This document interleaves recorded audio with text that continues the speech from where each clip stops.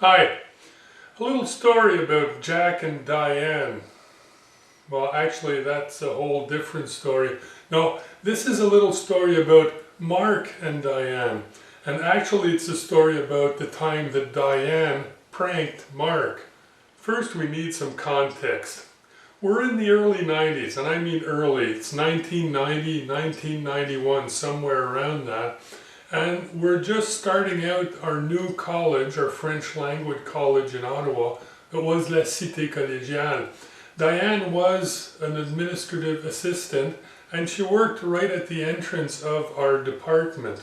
So one day, as I'm walking into the department, Diane flags me down. She calls me over and says, "Mark, Morris just called, Morris the director.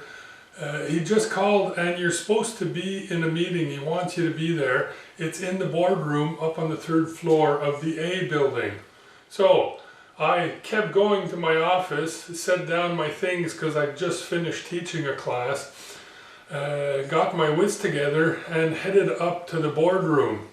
Now, what Diane didn't know is I headed out the back door. So I'm on my way, I'm heading to the boardroom, and I get to the president's secretary's desk, and she said, "Oh, sorry, there's a meeting in progress." And I tell her, "Don't worry, I'm expected," and I walk on in. So as I enter the boardroom, I spot my director sitting over at the back, and there's a place next to him. He acknowledges my presence with a nod. I nod back and head on over and sit down beside him. Once sitting down, I scan the room and I nod to the president, the vice presidents, the deans, and all the other directors. This was one very serious, high-level meeting. I mean, all the top brass was there, and I was really curious to know why I had been called up. And I kept on asking myself why I was there right up to the end of the meeting, about 45 minutes later. At the end, well, everyone got up, shook hands, and went on their merry way. I walked back to the department with my director, chatting politely, never asking the question that was heavy on my mind, was why I was there.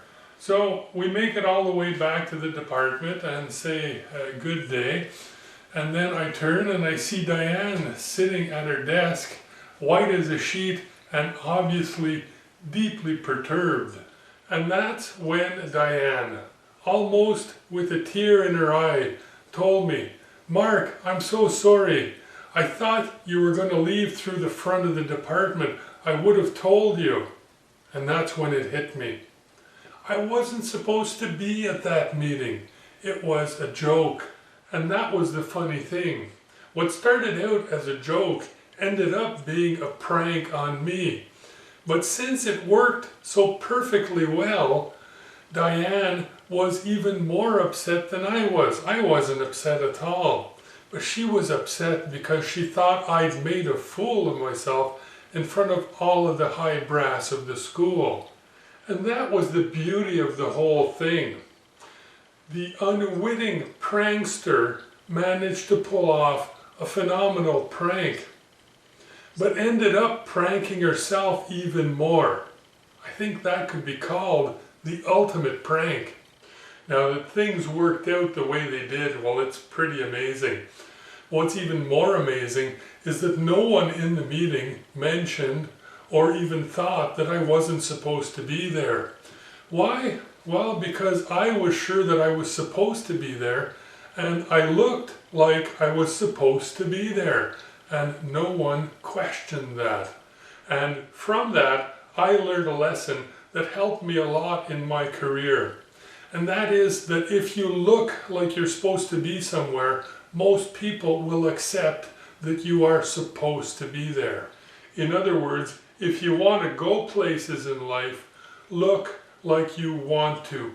Be determined in your approach, and it'll help you on your way. Well, Diane, Christmas is in it is in 7 days.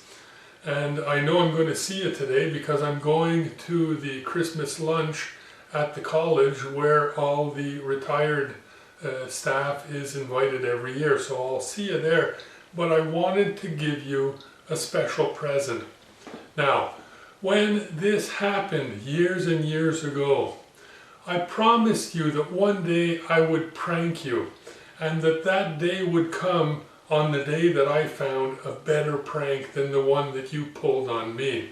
Well, Diane, I take back that promise, and that's part of the Christmas present that I want to give you.